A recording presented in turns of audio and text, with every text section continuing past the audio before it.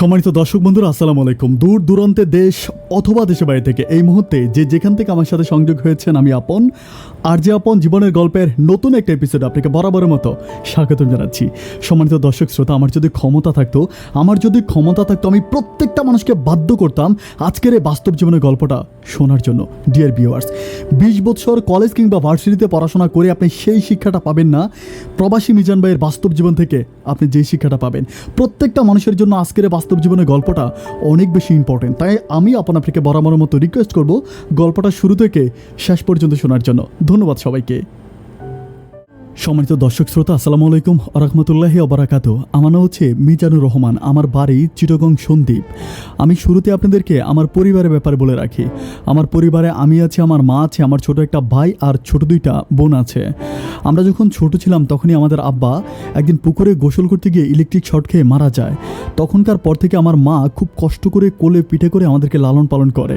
আমি যখন থেকে বুঝতে শিখি আমার স্পষ্ট মনে আছে, আমার মা অন্যদের বাড়িতে রান্নাবান্না করতো। সবাই খাবার পরে যে খাবারটুকুন টিকতো, যে খাবারটুকুন বাঁচতো, অবশিষ্ট ওয়েস্ট খাবারগুলো আমার আম্মা প্লাস্টিকের ব্যাগে করে আমাদের বাসায় নিয়ে আসতো। তখন আমার 2টা বোন আর আমার ভাইকে আমাদেরকে খেতে দিত। আমার মনে পড়ে না আমি ছোটোবেলায় কখনো পেট ভরে ভাত খেতে পারছি। সবসময় খাবার নিয়ে আমাদের ভাই বোনের মাঝে ঝগড়া লেগেই থাকতো।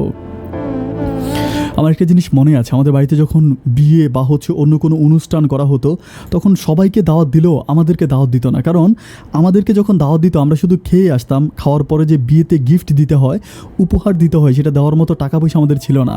যার জন্য এলাকাতে কোনো বিয়ে শাদী হইলে আমাদেরকে কেউ দাওয়াত দিত না। কিন্তু কোনো জ্যাভো টাইপের কিছু হইলে, কেউ মারা গেলে তখন দাওয়াত দিত। মাঝে মাঝে আমার একটা জিনিস স্পষ্ট মনে আছে, আমাদের বাড়িতে একজনের বিয়ে হয়েছিল, তো কেউ যায় নাই। আমার আম্মা দাওয়াত যেহেতু দেয় না, আমাদেরকে কেউ যাইতে দেয় নাই। তো আমি আম্মাকে লুকিয়ে, আম্মার কাছে না বলে চুরি করে আমি দাওয়াত খেতে গেছিলাম। তো আমার মনে আছে আমি যখন টেবিলে খাইতে বসছি তখন আশেপাশে অনেক মেহমান ছিল। আমি আসলে জানি না যে মেহমানগুলো আসছে এগুলো ছেলের পক্ষ থেকে আসছে, তার মানে নতুন মেহমান। তো আমি ওদের সাথে খাইতে বসে গেছি। তখন আমার এলাকার একটা কাকা, উনি আমাকে কান ধরে বের করে দিছে। আমার খুবই কষ্ট লাগছিল। আমার এই জিনিসগুলো যখন এখনও মনে হয় আমি চোখের পানি ধরে রাখতে পারি না। যাই হোক, এভাবে আস্তে আস্তে করে একটা সময় আমি বড় হই। আমি যখন বড় হই আমি তখন আমাদের এখানে মিলে কাজ করি। মিল বলতে যারা চিনেন, গ্রামের যারা মানুষ আছে তারা হয়তো জানেন, যেখানে ধান ভাঙিয়ে চাউল করা হয়, ওই মেলে আমি কাজ করতাম। তো মেলের যিনি মালিক ছিল ওনার নাম ছিল খোকন ভাই। খোকন ভাই অত্যন্ত ভালো মানুষ ছিল। তো খোকন ভাই আমাকে একদিন ডাইকা বলতেছে যে তোর 2টা বোন প্রায় বিয়ের বয়স হয়ে গেছে, আর তোর ছোট একটা ভাই, তোর তো কোনো বাবা নাই, তোর সংসারটা তোকেই দেখতে হবে। তুই এই ধানের মেলে চাকরি করে কয় টাকায় বা বেতন পাবি, আর তোদের এখনও একটা ঘর নাই, বৃষ্টি এলে তোদের ঘরে পানি পড়ে, তুই একটা কিছু কর। তখন আমি বললাম যে আমি আসলে কী করতে পারি, আপনি আমাকে বলেন। উনি আমাকে বলে তুই বিদেশ চলে যা। আমি বললাম বিদেশ যাওয়ার জন্য আমি এত টাকা কোথায় পাবো? উনি আমাকে বলতেছে তুই যদি একটা কাজ করিস তাহলে আমি তোকে বিদেশে যাওয়ার টাকাটা ব্যবস্থা করে দিতে পারি। আমি বললাম ঠিক আছে, আপনি বলেন কী করতে হবে। উনি আমাকে বলে যে তোদের যে বাড়িগুলো আছে, বাড়িগুলো তুই আমার নামে লিখে দিতে হবে। আমি বললাম লিখে দিতে হবে মানে? উনি বলে লিখে দিতে হবে মিনস তুই এমনভাবে লিখে দিতে হবে তুই বিদেশ যাওয়ার পর আমাকে টাকা দিলে আমি তোর বাড়িটা তোকে ফিরিয়ে দিব। তখন আমি চিন্তা করলাম যে ব্যাপারটা তো খারাপ না। আমি গিয়ে যখন আমার মা এবং আমার ছোটো ভাইকে বলি, সবাই আমার সাথে প্রচুর রাগারাগি করে। আমার মাকে গ্রামের অন্য মহিলারা বোঝায় যে না, এভাবে যখন জায়গাটা নিয়ে যাবে, এরকম রেকর্ড কি কখনো কি শুনেছিলেন যে জায়গা নিয়ে যাওয়ার পরে কেউ আবার ফিরিয়ে দেয়? কখনো ফিরিয়ে দিবে না। একটা সময় আপনাদেরকে গ্রাম থেকে উচ্ছেদ করে দেওয়ার এটা একটা চিন্তা ভাবনা। আমি শেষে খোকন ভাইয়ের কাছে আসি, আইসা ওনাকে বলি আমার আম্মা তো রাজি হয় না। তখন উনি বলে যে রাজি না হলে আমি কোন গ্যারান্টিতে তোকে টাকা দিব, তুই যদি পরে আমার টাকাটা ফিরিয়ে না দেস? আমি বলি ভাই আমি তো জায়গা দিতে পারবো না, আপনি যদি একটা কাজ করেন আমি আপনাকে একটা ব্ল্যাঙ্ক স্ট্যাম্প দিতে পারি, আপনি একটা হলফনামা সহ একটা স্ট্যাম্প নিয়ে আসেন, আমি ওখানে আপনাকে সিগনেচার করে দিব যে আমি আপনার কাছে কত টাকা নিয়েছি। তো উনি বলে যে তুই যদি টাকা ফিরিয়ে না দেস। আমি বললাম টাকা যদি ফিরিয়ে না দেয় তাহলে আপনার যা খুশি আপনি তাতে লিখে দিয়েন। তাতে উনি রাজি হইল না। শেষে আমাকে বললো যে একটাই রাস্তা আছে, শুধুমাত্র তোদের বাড়ির দলিল দিয়া বাড়ির দলিলগুলো আমার কাছে দিবি, আর পরে স্টাম্পের ভিতরে তোর আম্মা, তুই, তোর ছোটো ভাই, ছোটো বোন সবাই সিগনেচার করে যদি দেস তাইলে আমি দেবো, জায়গা আমার নামে লিখে দিতে হবে না। আমি বললাম যে আচ্ছা ঠিক আছে। তো আমি গিয়ে অনেক কষ্ট করে মাকে বুঝিয়ে বলি যে মা এভাবে যদি হয় তাহলে উনি আমাকে বিদেশ যাওয়ার টাকাটা দিবে, অ্যাটলিস্ট তুমি কষ্ট করে আমাকে এটা একটু ম্যানেজ করে দাও। তখন আমার আম্মা বলতেছে যে আচ্ছা ঠিক আছে, প্রবলেম নাই। তখন আমার মা, আমার ছোটো ভাই আর ছোটো 2টা বোন সহ আমরা ওই দিন রাতের বেলায় দোকানে যাই। দোকানে যাওয়ার পর আমাদের বাড়ির দলিলগুলো আমাকে দেই। দেওয়ার পর উনি একটা হলফনামা সহ 150 টাকার 150 টাকার একটা স্টাম্প নিয়ে আসে। ওই স্টাম্পে আমি, আমার ছোটো ভাই, আমার 2টা ছোটো বোন সিগনেচার করি। আপনারা জানেন কিনা জানি না, এটা কিন্তু একরকম দলিল হয়ে গেছে। আমি যদি ওনার টাকা ফিরিয়ে দিতে না পারি তাহলে উনি ওই ব্ল্যাঙ্ক স্ট্যাম্পে যেটা লিখবে সেটাই অ্যাকসেপ্ট। তো যাই হোক, আমার ভাই বোনগুলো আমাকে অনেক উপকার করেছে, মা উপকার করেছে। তারপর উনি আমাকে 2.5 লাখ টাকা দেয়। 2.5 লাখ টাকা দিয়ে আসলে ওই সময় বিদেশের কোনো রকম আসলে সোজা কথায় যেটা 2.5 লাখ টাকা দিয়ে আসলে বিদেশ যাওয়া যায় না। শেষমেশ উনি আমাদের এলাকার একটা লোক আছে, জানা হচ্ছে রফিক ভাই। রফিক ভাইয়ের সাথে কথা বলছে। রফিক ভাই হচ্ছে ওমান থাকতো। তো রফিক ভাই আমাকে বললো যে ভাই ঠিক আছে, ওমানের ভিতরে মাজরা ভিসা পাওয়া যায়, যারা গার্ডেনে কাজ করেন অ্যারাবিক ভাষা মাজরা বলে। তো মাজরা ভিসা পাওয়া যায়, যেটার দাম হইতে পারে 2 লাখ টাকা। আর 50,000 টাকা দিয়ে টিকিট সহ অন্য কিছু আনুষঙ্গিক খরচ করে আমি যেতে পারবো। দ্যাট মিনস 2.5 লাখ টাকার ভিতরে কমপ্লিট হয়ে যাবে। যাই হোক, খোকন ভাই খুশি হয়ে আমাকে আরও 50,000 টাকা বাড়াই দিল, ওনার থেকে দিল। বিকজ আমার পাসপোর্ট করতে হবে, সব কিছু মিলে আসলে টাকা ফিল আপ হবে না। যাই হোক, আমি পাসপোর্ট সব কিছু কমপ্লিট করে আমি টাকা জমা দিই। টাকা জমা দেওয়ার পরে প্রায় 2 মাস পরে আমার ভিসা লাগে। আসলে যারা ওমানের ভিসা যারা নেন তারা হয়তো জানেন, ওই ওমানের ভিসা কিন্তু অনলাইনে চেক করা যায় না। তো ভিসাটা যখন আমাকে দিয়েছিল, সবাই আমাকে বলতেছিল যে ভিসাটা ফেক হতে পারে। তুই কীভাবে বুঝলে যে এটা ট্রু ভিসা? তো আমি চেক করার জন্য কত জায়গায় যাই, চেক করি, আসলে কোথাও চেক করা হয় না। সবাই বলে যে বাহরাইন, কাতার, কুয়েত সব দেশের ভিসা চেক করা যায়, অনলাইনে আসে, কিন্তু ওমানের ভিসা সে সময় অনলাইনে আসতো না। তো যাই হোক, আমি ভিসা চেক করতে পারলাম না। ভাগ্যের উপর ছেড়ে দিলাম যে কপালে যা আছে তাই হবে। এটা চিন্তা ভাবনা করে অজানার উদ্দেশ্যে আমি রওনা দিলাম। আমার মা, 2টা ছোটো বোন, ভাইয়ের কাছ থেকে বিদায় নিয়ে সেদিন আমার মনে আছে মঙ্গলবার ছিল। মঙ্গলবারে আমার ফ্লাইট ছিল।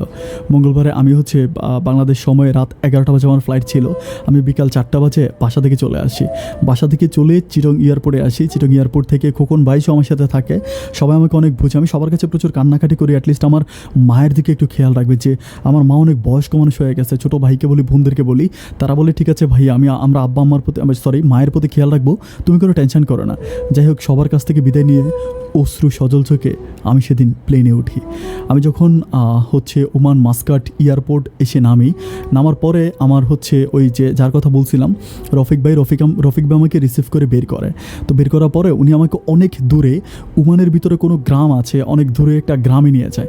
ওই গ্রামে আমাকে থাকতে দেয়। তো থাকতে দিলে ওখানে অনেকগুলো ছাগল, তারপরে মহিষ আছে, আমাকে ওখানে কাজ করতে দেয়। তো কাজ করতে বেসিক্যালি আমি বলে রাখি, ওখানে তাম বলা হয় আমাদের, আমরা যেটাকে ঘাস বলি, আরবিক ভাষায় সেটাকে তাম বলা হয়। সেই তামগুলো আমি কাটতাম, কেটে কেটে মহিষ ছিল, তারপরে ছাগল ছিল, বরকি ছিল, ওগুলোকে আমি খাওয়াইতাম। তো 2টা ওটও ছিল। তো আমি একটা মাত্র মানুষ, আমার পক্ষে আসলে এত কাজ করা সম্ভব হইতো না। আমার বেতন ছিল 60 রিয়াল, যেটা বাংলাদেশি টাকায় 12,000 টাকা। যাই হোক, এর মাঝে মালিক কোনো সময় খাবারের টাকা দিত, কোনো সময় দিত না। একটা মরুভূমির ভিতরে আমাকে রাখছে। আমাকে মাঝে মাঝে 2-3 দিন পরে এসে কিছু চাল ডাল সহ পানি টানি দেওয়া যাইতো। ডিয়ার ভিউয়ার্স, বিশ্বাস করবেন না, মাঝে মাঝে এমন হইতো যে 2 দিন পরে আমার পানি শেষ হয়ে যাইতো। আমি পানির জন্য 3 থেকে 4 মাইল জায়গা পায়ে হেঁটে, এমন হইতো যে আমি রাত 10টা বাজে হাঁটা শুরু করছি। 3-4 মাইল জায়গা আমি হেঁটে রাত 2টা বাজে পানি নিয়ে এসে তারপরে ভাত খাইতাম। আমার একটা স্মৃতি স্পষ্ট মনে আছে। একদিন মরুভূমিতে তুফান হচ্ছিল। আমি আসলে ওগুলো বিশ্বাস করি না। আমি দেখতেছি যে তুফানের ভিতরে এত বেশি তুফান হচ্ছে, আমার ঘরের চালটা যেন নিয়ে যাবে, এত তুফান, এবং এত বড় বড় ঢিল আমার চালের উপরে পড়তেছে। আমি চিন্তা করতেছি মরুভূমির মাঝে তো কোথাও ইট নাই, এই ঢিলগুলো কোত্থেকে আসতেছে? এমন পরিমাণ ঢিল আমাকে মারা হচ্ছে, আমি আসলে বলে বোঝাইতে পারবো না। আমার কান্না চলে আসতেছে। আমি বুঝতেছি যে হন্টেড টাইপের কিছু একটা হচ্ছে, এবং ছাগলগুলা, মহিষগুলা, ওটগুলা এমন ডাকাডাকি করতেছে, ওদের ঢাকায় যেমন আকাশ বাতাস কাঁপতেছে। আমি চিৎকার করে বাসা থেকে বের হই, রুম থেকে বের হওয়ার পর আমি দেখতে পাই যে কালো কি জানি আসমান থেকে, পুরোটা আসমান একেবারে কালো হয়ে আছে, কালো ধোঁয়া চারিদিকে উঠতেছে। আর এত বড় বড় ঢিল আমার টিনের চালে মারতেছে, আমার গায়ে মারতেছে না, আমার চারপাশে পড়তেছে। আমি তখন সূরা পড়তে থাকি, আল্লাহরে ডাকতে থাকি, আল্লাহরে ডাকতে সূরা পড়তে থাকি। তুফানের মাঝে আমার ঘরটা যখন নিয়ে যায় আমি ওখানে বসে আল্লাহকে ডাকতে থাকি, কারণ আমি নির্ঘাত বুঝতেছি যে আমাকে মেরে ফেলবে। আমি আল্লাহকে ডাকতে প্রায় 1 ঘন্টা পরে সব কিছু ঠিক হওয়ার পরে আমি আকাশে চাঁদ দেখতে পাই, তারা দেখতে পাই। আমার ঘরটা বাতাসে নিয়ে গেছে। এরপরে আমি দেখতে পাই যে আমার আশেপাশে এত বড় বড় ইটের চাকা। এর পরের দিন যখন 2জন বাঙালি ভাই, ওরা অনেক দূরে থাকে, ওদেরকে ডাইকা নি। আমি যেখানে থাকি সেখানে মোবাইলের নেটওয়ার্ক নাই, পাওয়া যাইত না। তো অনেক দূরে পায়ে হেঁটে সকালবেলা ওদেরকে ডাইকা আনছি। ওরা আইসা বলতেছে, কই, আমরা তো কোনো তুফান দেখি নাই, আমাদের এখানে তো কোনো তুফান হয় না। আমি বললাম, ভাই, তুফানে আমার ঘরটা ভেঙে দিছে, ঘর ভেঙে গেছে, দেখা যায় ইটগুলো ঘরের সামনে পড়ে আছে, তাও দেখা যায়। ওনারা আমারে বলতেছে যে ভাই এখানে তুমি থাইকো না। বিকেলবেলা আমার মালিক আসে, মালিক আসার পর আমি আমার মালিককে বলি যে দেখো আমার সাথে এগুলো হয়েছে, আমি থাকবো না। উনি আমার বলে যে আমি বললাম যে আমি কাজ করবো না। তখন বলে যদি কাজ না করিস তাহলে দেশে চলে যা, চল টিকিট কেটে তোকে বাড়িতে পাঠিয়ে দিই। তখন চোখটা বন্ধ করে চিন্তা করতেছিলাম যে হাই রে, আমি তো স্টাম্পে সিগনেচার করে 2.5 লাখ টাকা নিয়ে আসছি। আমি যদি এই টাকা দিতে না পারি তাহলে আমাদের মাথা ঠোকার কোনো স্থান থাকবে না। আমাদের ঘরের যে ঘর বিটাটুকুন আছে ওই ঘর বিটাটুকুনও খোকন ভাই নিয়ে যাবে। এটা চিন্তা ভাবনা করে কাঁদতে কাঁদতে আমি মালিককে বলি যে মালিক আমাকে একটা কোরআন শরীফ আইনা দিবি। অ্যারাবিক লোকের গাড়ির ভিতরে কোরআন শরীফ থাকে, উনি আমার একটা কোরআন শরীফ আইনা দিছে। আমি এই কোরআনটারে বুকের মধ্যে নিয়ে আর ঘুমিয়ে পড়ছিলাম। ডিয়ার ভিউয়ার, সেদিন রাতের বেলা আমার কিছু হয় নাই। এরপর থেকে প্রতিদিন রাতে কোরআনটাকে ধরে ধরে আমি ঘুমাই। যেতে যেতে এভাবে প্রায় 8 মাস কেটে গেল। কিন্তু যে টাকা বেতন দেয় আমার বাংলাদেশি টাকায় মাসে 10,000 টাকা টিকে। এই 10,000 টাকার ভিতরে 5,000 টাকা আমার পারিবারিক খরচ হয়ে যায়, আবার আমার মা আমার ছোটো ভাই ওরা বাজার সাজার করে খরচ হয়ে যায়, আর 5,000 টাকা টিকে। এই 5,000 টাকা দিয়ে কয় বছর পরে 1 লাখ 3 লাখ টাকা হবে, আর এই 3 লাখ টাকা হইলে আমি আমার ঋণটা শোধ করতে পারবো। আমি ঠিক বুঝতে পারতেছিলাম না যে কী করব। দিনের পর দিন যেতে যেতে প্রায় 1.5 বছর হয়ে যায়। 1.5 বছর পরে আমি চিন্তা করতেছি যে না, এভাবে আর আমাকে থাকা যাবে না। 1.5 বছর পরে আমি সেই গ্রাম থেকে, গ্রামের নাম ছিল নিজুয়ার ভিতরে একটা জায়গা ছিল, ওই নিজুয়া থেকে আমি মাসকাটে চলে আসি। মাসকাট হচ্ছে ওদের রাজধানীতে আসার পরে আমি চুরি করে চলে আসি, আমার মালিককে কিছু না বলে চলে আসি। কারণ আমি দেখতেছি যে এভাবে আমার পক্ষে থাকা সম্ভব নয়। আমি মাসকাটে আসার পর আমি রাস্তাঘাট কোনো কিছুই চিনি না, কার কাছে যাব কোথায় যাব কিছুই জানি না। আমি রাস্তায় হাঁটি, মানুষের সাথে দেখা হয়, বাঙালি ভাইটাই দেখি, বলি যে ভাই আমাকে একটু সহযোগিতা করেন, আমি বিপদে পড়ছি। এরকম করে অনেকেই বলি, যে পারে 500 পয়সা 100 পয়সা ওরকম করে করে আমাকে দেওয়া যায়। আমার একটা স্মৃতি স্পষ্ট মনে আছে। একদিন বিকেলবেলা আমার এত খিদা লাগছে, আমার পকেটে একটা টাকা ছিল না। আমি একটা মসজিদের সামনে, যারা অ্যারাবিক কান্ট্রিগুলোতে যারা আছেন তারা হয়তো জানেন, অ্যারাবিক কান্ট্রিগুলোতে মসজিদের সামনে খেজুর আর গাওয়া রাখা হয়। আমি ওই একটা একটা করে খেজুর খাচ্ছিলাম।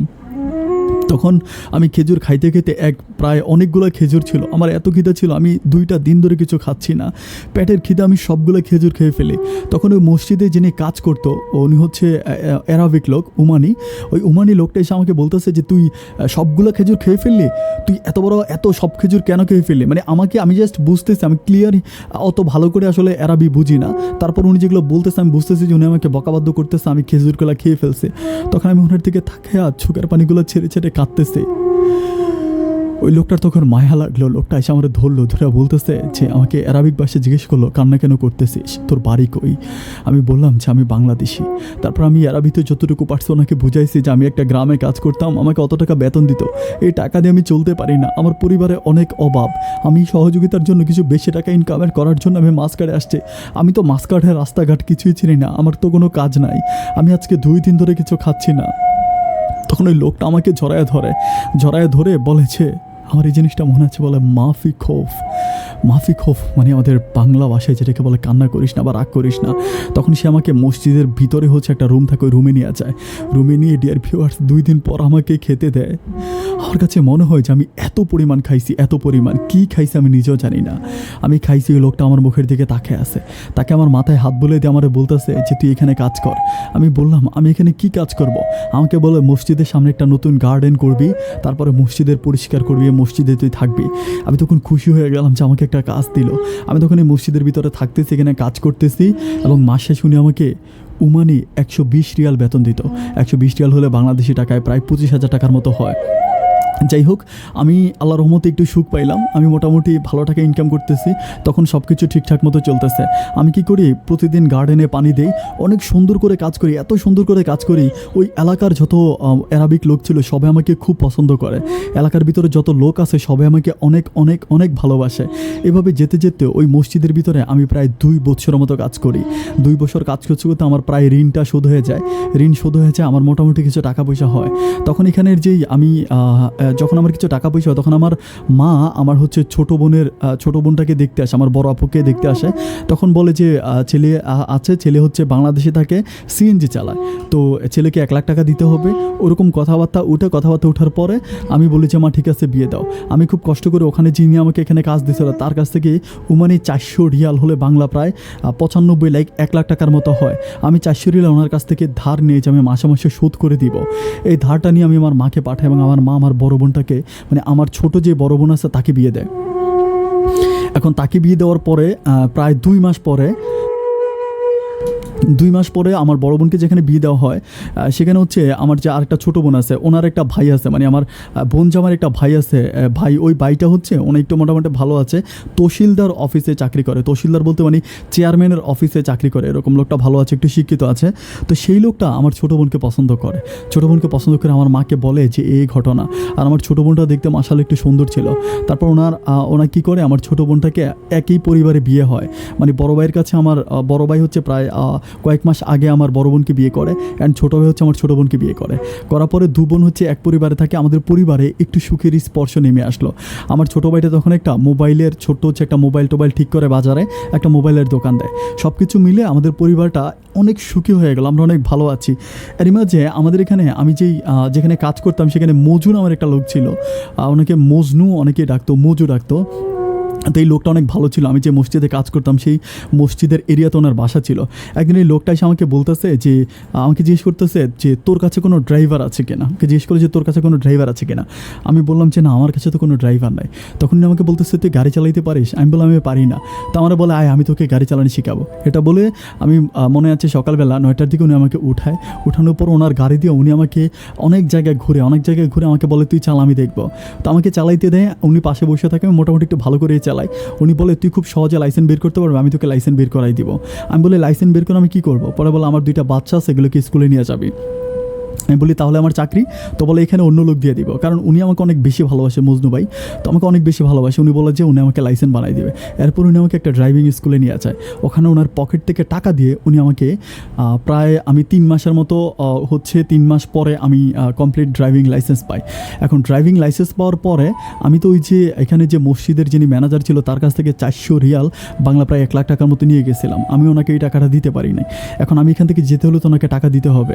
তখন মজনু ভাইকে বললাম যে ভাই ওনাকে তো টাকা দিতে হবে, আমি তো ওনার কাছ থেকে এরকম টাকা নিয়ে গেছি। তখন উনি বলতেছে কোনো সমস্যা নাই। এই লোকটা তখন তার থেকে ওনাকে টাকাটা দিয়ে আমাকে নিয়ে ওনার ভাষায় নিয়ে যায়। আমি আগেই বলে রাখি আমার কাছে কোনো পাসপোর্ট নাই, কোনো কাগজপত্র নাই, আনডকুমেন্ট। তো যাই হোক ওনার বাসায় নিয়ে যাওয়ার পরে উনি আমাকে কীভাবে, আমি আসলে এই ব্যাপারটা একটু বলে রাখি, অনেকের কাছে হয়তো কনফিউশন থাকতে পারে। উনি একটা পেপারস হচ্ছে থানা থেকে একটা পেপারস বের করে, ওই পেপারসের মাধ্যমে আমাকে ড্রাইভিং লাইসেন্সটা নিয়ে দেয়। কারণ অনেকে মনে করবেন পাসপোর্ট ছাড়া ড্রাইভিং লাইসেন্স কীভাবে নিয়েছে। উনি থানাতে যায়, উনি আবার ওনার যিনি বড় ভাই ছিল উনি হচ্ছে ওই থানাতে চাকরি করতো, থানার অনেক উপরস্থ কর্মকর্তা ছিল ওনার ভাই। তো ওনার ভাইয়ের মাধ্যমে কীভাবে জানি পেপার সংরক্ষণ করে উনি আমাকে লাইসেন্স বের করে দেয়। তো লাইসেন্সটা বের হওয়ার পর আমি ওনার গাড়ি চালাতে থাকি। তো চালাতে একদিন আমাকে পুলিশে ধরে। যখন পুলিশ আমাকে ধরে হচ্ছে থানাতে নিয়ে যাওয়ার পরে আমার যিনি মালিক ছিল আমার সেই মালিককে ফোন করে আনা হওয়ার পর আমার সেই মালিক আসে এবং যার গাড়ি মজনু ভাই সহ আসে, মজু ভাই সহ আসে। আসার পরে এখানে হচ্ছে দুজনে মিলে বসার পরে আমার মালিক হচ্ছে পাসপোর্ট দেয়, কাগজপত্র সব কিছু দিয়ে দেওয়ার পরে মজু ভাই তখন হচ্ছে ওনার নামে আমার ভিসাটা লাগায়। আমার ভিসাটা যখন লাগানো হয় তখন আমি হচ্ছে মোটামুটি মাসকাটের অনেক রাস্তাঘাট চিনি, আমি খুব ভালো ড্রাইভিং করতে পারি। তো যাই হোক এভাবে যেতে আমাদের বাড়িতেও অনেক ভালো, সব কিছু ঠিকঠাক। আমি প্রায় 3-3.5 বছর পরে আমি তখন বাংলাদেশে যাই। আমি ওনার কাছ থেকে ছুটি নিয়ে বাংলাদেশে যাই, যেহেতু কাগজপত্র হয়েছে। তো ছুটি নিয়ে যখন আমি বাংলাদেশে যাই, অ্যান্ড বাংলাদেশে যাওয়ার পরে মা বলতেছে যে বিয়ে কর। তখন কিন্তু আমার আসলে একটা ব্যাপার বলে আমার বয়স কিন্তু অনেক হয়ে গেছে। প্রায় আমি যখন বিদেশে আসি তখনই আমার বয়স প্রায় 32-এর মতো, আমার বয়স এখন প্রায় 35-এর উপরে।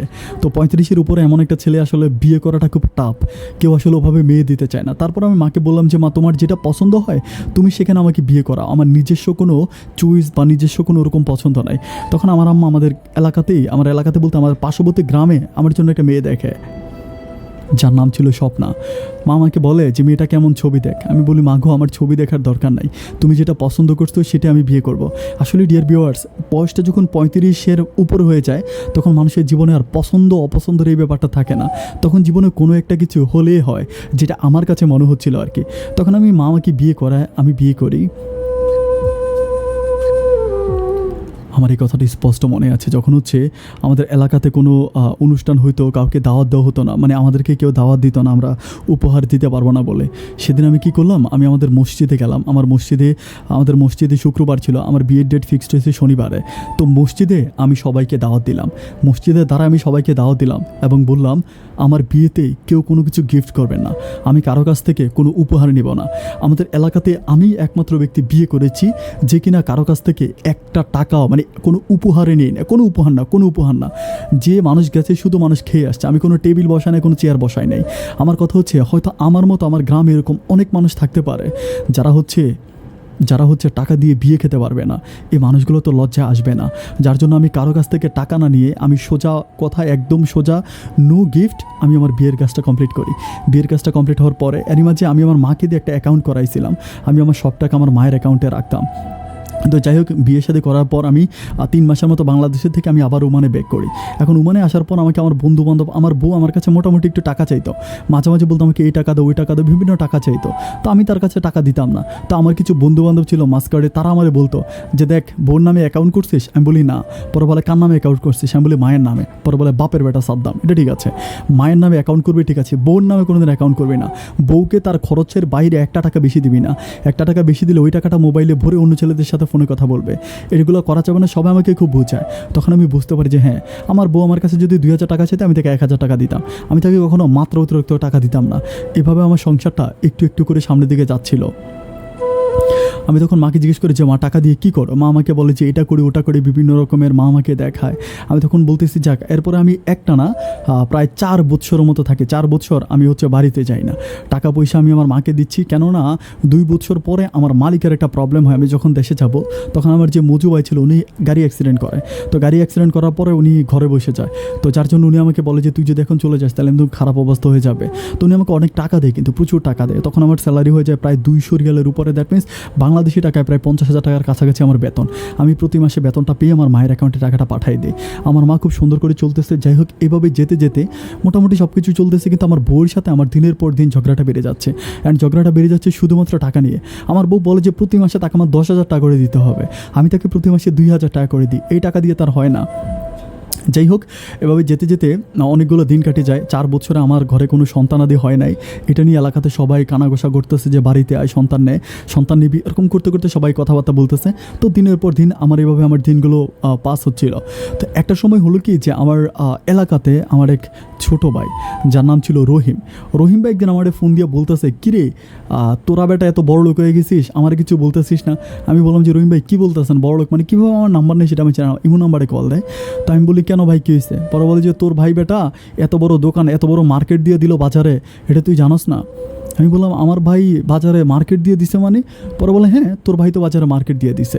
আমি বলি কি বলতেছেন, আমার ভাই বাজারে মার্কেট দিছে? পরে বলে হ্যাঁ, অনেক বড় একটা মার্কেট দিল দেখলাম।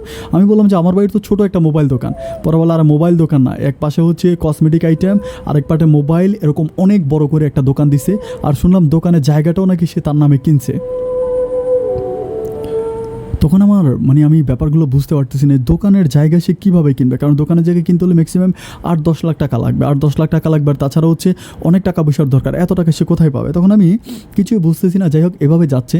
যেতে যেতে এলাকা থেকে একদিন আরেকজন হচ্ছে আমাদের এলাকার এক মহিলা, যার নাম হচ্ছে শাপলার মা বললে অনেকেই চিনে। তো শাপলার মা আমাকে একদিন কল দেয়, কল দিয়ে বলে যে কীভাবে আমার ইমো নাম্বার দেয় সেটা আমি জানি না। আমার বলতেছে যে তোমরা এগুলো এলাকাতে কী শুরু করছো? আমি বললাম এলাকাতে কী শুরু করছি মানে? পরে বলতেছে যে তোমার ছোটো ভাই তোমার হচ্ছে তোমার বউয়ের সাথে এগুলো কী করে? আমি বললাম কী করে? বলে পুকুর ঘাটে গিয়ে কী করে, বাড়ির মধ্যে কী করে, এলাকাতে আমরা মুখ দেখাইতে পারি না। তখন আমি আরও কয়েকজনের কাছে জিজ্ঞেস করে শুনতে পারি যে হ্যাঁ, আমার ছোটো ভাই আর হচ্ছে আমার ওয়াইফ একটু বেশি দুষ্টামি করে। একদিন আমি যখন আমার বউকে জিজ্ঞেস করি যে এগুলোর মানে কি, এলাকাতে মানুষ আমাকে বিভিন্ন রকমের নোংরা বাজে কথা বলে, তুমি নাকি আমার ছোটো ভাইয়ের সাথে দুষ্টামি করো। তো আমাকে বলতেছে আমি কি তোমার ছোটো ভাইয়ের সাথে দুষ্টামি করতে পারি না? করলে কী হয়েছে? আমি বললাম যাই হোক, এর পরেও ওর সাথেও তো আমার ছোটো ভাই, তোমার হচ্ছে দেবর, ওর সাথে তো দুষ্টামি করা ঠিক না। যাই হোক, আমি এগুলো বলি, কিন্তু তাতে কোনো কাজ হয় না।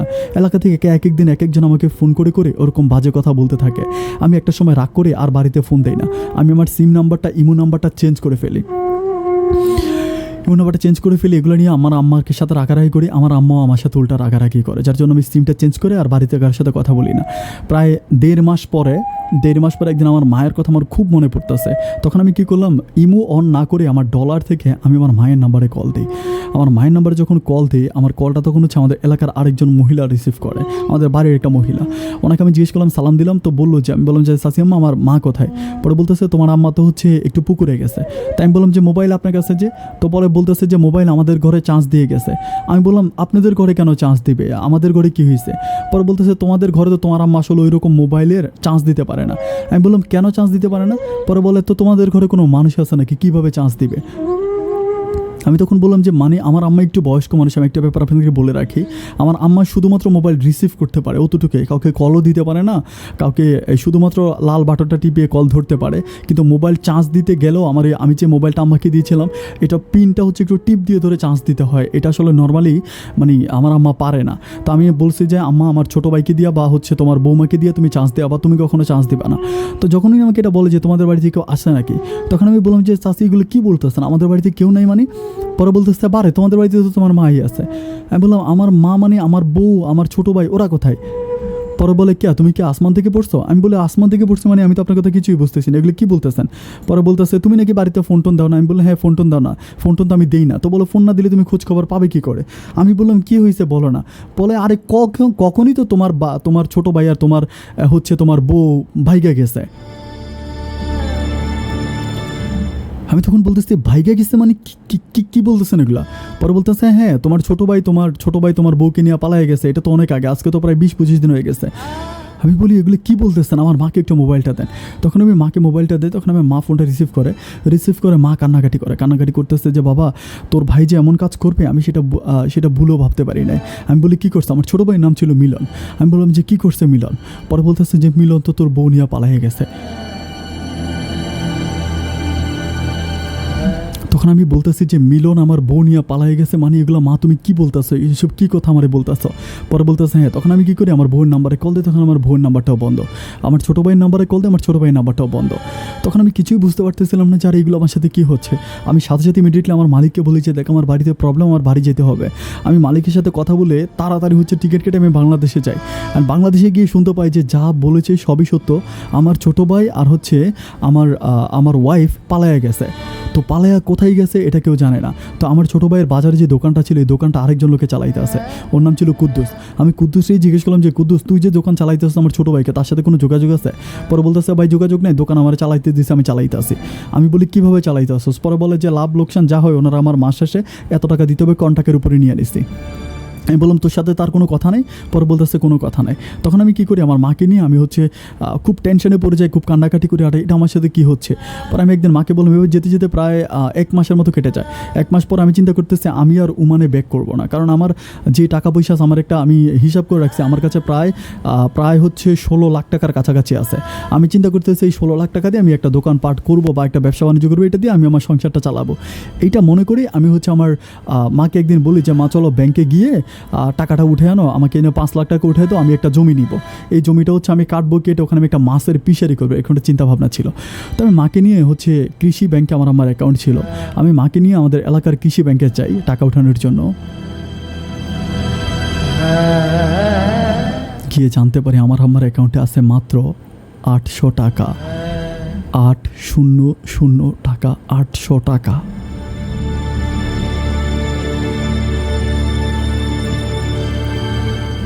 আমি ম্যানেজারকে বলেছি আমার আম্মার অ্যাকাউন্টে টাকার কথা প্রায় 16 লাখ টাকার উপরে, সেখানে 800 টাকা মানি। পরে বলে প্রতি ধাপে ধাপে আপনার আম্মা টাকা উঠাইছে, একবার 50,000, একবার 1.5 লাখ, একবার 2 লাখ। আমি বললাম যে আপনি আমাকে ব্যাংক স্টেটমেন্ট দেন। আমি ওনার কাছ থেকে ব্যাংক স্টেটমেন্ট নিয়ে দেখি যে আমার আম্মা চেকে সব টাকা উঠাইছে। আমি মারে জিজ্ঞেস করলাম মা তুমি কি কখনো ব্যাংকে এসে টাকা উঠাইছিলা? আমার আম্মা বলতেছে না রে বাবা আমি তো ব্যাংকে এসে টাকা উঠাই নাই। আমি বললাম তাহলে ব্যাংকে এসে যদি টাকা না উঠাও তাহলে টাকাগুলো কে উঠাইলো? তখন বলতেছে বাবা রে মিলন নাকি এটা করলো। আমি বললাম মিলন করলো মানে মিলন কি কখনো তোমার কাছ থেকে সিগনেচার নিছে? তো বলে হ্যাঁ মিলন তো কয়দিন পর পরে আমার কাছ থেকে একটা কাগজে সিগনেচার নিত, লম্বা একটা কাগজ। আমি তখন টান দিয়ে একটা ব্যাংক চেক হাতে নিই, ব্যাংক চেকটা নিয়ে বলেছি মা এরকম কাগজে কি মিলন তোমার কাছ থেকে সিগনেচার নিত? বলে হ্যাঁ এরকম কাগজে মিলন সিগনেচার নিত। আমি বললাম যে মিলন তোমার কাছ থেকে এরকম কাগজে সিগনেচার নিত, তুমি কিছু বলতা না, তুমি কিছু জানতা না? তাই মা আমাকে বলতেছে যে বাবারে ও আমারে বলতেছে ও নাকি দোকানের বিল দেবে, দোকানের বিল দেওয়ার জন্য আমার কাছ থেকে সিগনেচার নিয়ে আছে। আমি বললাম যে দোকানটা হচ্ছে ওর নামে, ও তোমার কাছ থেকে কেন সিগনেচার নিয়ে যাবে? ও আমাকে বলতেছিল যে মিলন বলতেছিল দোকান নাকি সে আমার নামে দিছে। বাবারে আমি তোরে না জানে একবার মিলনের 50,000 টাকা দিয়েছিলাম দোকানটা করার জন্য, তো মিলন বলছে দোকানটা নাকি আমার নামে, এই জন্য আমার কাছ থেকে সিগনেচার নেয়, প্রতি মাসে সিগনেচার নিয়ে এসে দোকান ভাড়া দেয়। আমি বলি মা মিলন তো দোকানটা দোকানটা কিনে নিছে, এটা কি তুমি জানো না? পরে বলে না আমি তো জানি না মিলন দোকান কিনছে, আমি তো জানি মিলন হচ্ছে তোর চাচার কাছ থেকে, আমাদের এলাকার একজন কাকা আছে, ওনার হচ্ছে সেলিমের বাপ বলেছেন যে সেলিমের বাপের কাছ থেকে ভাড়া নিছে। আমি তখন বলি যে তুমি সেলিমের বাপের কাছে চলো, ব্যাংক থেকে সেলিমের বাপের কাছে যাই। তখন শুনতে পাই 9 লাখ টাকা দিয়ে আমার ভাইয়া, আমার ছোট ভাই মিলন এই জায়গাটা, বাজারের ওই জায়গাটা কিনছে।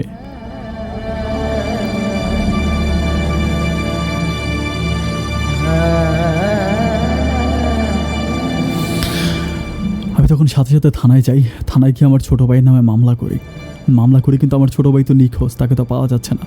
আমার বউর নামে মামলা করি, ছোটো ভাইয়ের নামে মামলা করি। আমি এলাকার চেয়ারম্যানের কাছে যাই, চেয়ারম্যানের কাছে লিখিত কমপ্লেন করি। এভাবে কমপ্লেন করে আমি সবার কাছে ঠিকঠাক করে রাখি। তারপর থেকে আমি মাঝে মাঝে খাচ্ছি না খেয়েছে পাগলের মতো ঘুরে বেড়াচ্ছি। প্রায় 6 মাস পরে শুনতে পাই যে আমার ছোটো ভাই দোকানে আসছে। একদিন আমি দৌড়িয়া দোকানে গেলাম, যে দোকানে আসছে, আমি দৌড়িয়া দোকানে গেছি, যাই দেখছি দোকানে বসে আছে ক্যাশে। প্রায় 6 থেকে 7 মাস পরে আমি দৌড়ে গিয়ে ওর কলার চেপে ধরছি, ধরে আমি 2-3টা ঘুষি দিছি। ও আমাকে উল্টা বাজারের মধ্যে পালাইয়া, ওর দোকানে একটা রোলের মতো ছিল, একটা বড় স্টিলের একটা রোল, এই রোল দিয়ে আমাকে এমন পিটাইছে, আমাকে এলাকার বাজারের মানুষজন ধরে হসপিটালে ভর্তি করছে। আমি 22 দিন পর্যন্ত হসপিটালে ছিলাম। 22 দিন হসপিটাল থেকে আসার পরে আমি থানায় গেলাম, আমার কাছে কোনো ডকুমেন্ট নাই। আমি টাকা পাঠিয়েছি আমার আম্মার অ্যাকাউন্টে, আমার আম্মার অ্যাকাউন্ট থেকে আমার ছোটো ভাই নিয়ে গেছে। আমার আম্মাকে আমি যতই বললাম থানায় আমার ছোটো ভাইয়ের নামে কমপ্লেন করার জন্য, আমার আম্মা আমার কথা শোনে না, আমার কথা না শুনে ছোটো ভাইয়ের নামে কমপ্লেন করে নাই। চেয়ারম্যানের কাছে আমার আম্মা মৌখিকভাবে বলতেছিল যে হ্যাঁ এরকমভাবে আমার কাছ থেকেও টাকা নিছে, কিন্তু চেয়ারম্যান, মেম্বার শুরু করে এলাকাতে সর্দার থেকে এমন কোনো মানুষ নেই আমি যার কাছে যাই নাই, কিন্তু কারো কাছে আমি সুবিচার পাই নাই। আপন ভাই, এখন আমি একটা চায়ের দোকান দিছি ভাই, 5 টাকা করে একটা চা বিক্রি করি, দিন শেষে 200 টাকা ইনকাম করি। প্রতি মাসে আমাকে ওইখানে এই দোকান ভাড়া দিতে হয় 2200 টাকা, 2200 টাকা। অথচ আমার দোকান থেকে একটু সামনে আমার ভাইয়ের অনেক বড় মার্কেট ভাই, অনেক বড় মার্কেট। ওই মার্কেটে ওর 3টা দোকান, নিজের দোকান। আমি দেখতে পাই ভাই ও আমার বউকে নিয়ে শপিং করতে চায়, মার্কেট করতে চায়, আমার বউকে নিয়ে আমার সামনে ঘুরে, কিন্তু আমি কিছুই করতে পারি না। আমাকে থানা থেকে বলে দেওয়া হয় যাতে আমি যদি আমার ছোটো ভাইয়ের উপরে কোনো অ্যাকশন নেই, কোনো কিছু করি, তাহলে ওরা আমার উপরে উল্টা রিয়েকশন করবে। আর আমার ছোটো ভাই এলাকার যত আওয়ামী লীগের ক্যাডার ফেডার আছে সবার সাথে ওর খুব ভালো সম্পর্ক। ও নেতা খেতা শুরু করে সবার সাথে এত ভালো সম্পর্ক যে আমি ওর কী করবো, ও মাঝে মাঝে আমার দোকানের সামনে এসে উল্টাপাল্টা কথাবার্তা বলে। আমি জানি না আপন ভাই আমার দোষটা কোথায় ছিল, আমি অন্যায়টা কোথায় করেছি। যদি আপনি পারেন আমাকে একটাবার বলবেন যে আমার দোষটা কোথায় ছিল, আর আমার ভাগ্যটা কেন তো খারাপ হলো, নিয়তি কেন আমার উপর এমন প্রতিশোধ নিল। আপন ভাই আপনার কাছে বিগলি রিকোয়েস্ট করতেছে, আপনি শুধু একবার আমার জীবনের গল্পটা মানুষের সামনে তুলে ধরবেন। বাংলার প্রতিটা ঘরে ঘরে প্রবাসী আছে, আমার মতো কোনো ভাই যাতে এই ভুলটা না করে, এজন্য আপনি সবাইকে সতর্ক করে দিবেন।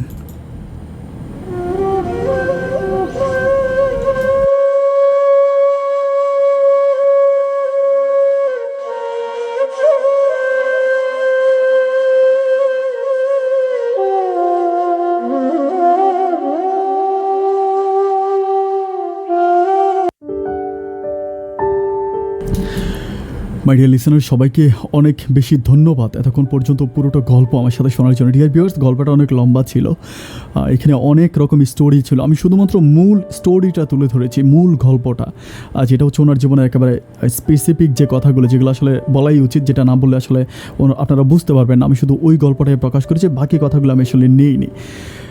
এখন আমি সবসময় প্রতিটা প্রবাসীদেরকে নিয়ে যদি আমি কখনো কোনো কথা বলি, ডিয়ার ভিউয়ার্স, আপনি বিশ্বাস করবেন কি না জানি না, প্রবাসীর যতগুলো স্টোরি আমার কাছে আসছে আমার এই জীবনে, আমি 2010 থেকে রেডিওতে কাজ করি, তখন থেকে এই পর্যন্ত যতগুলি স্টোরি আমি পেয়েছি, প্রত্যেকটা জায়গায় একটাই সমস্যা, সেটা হচ্ছে টাকা।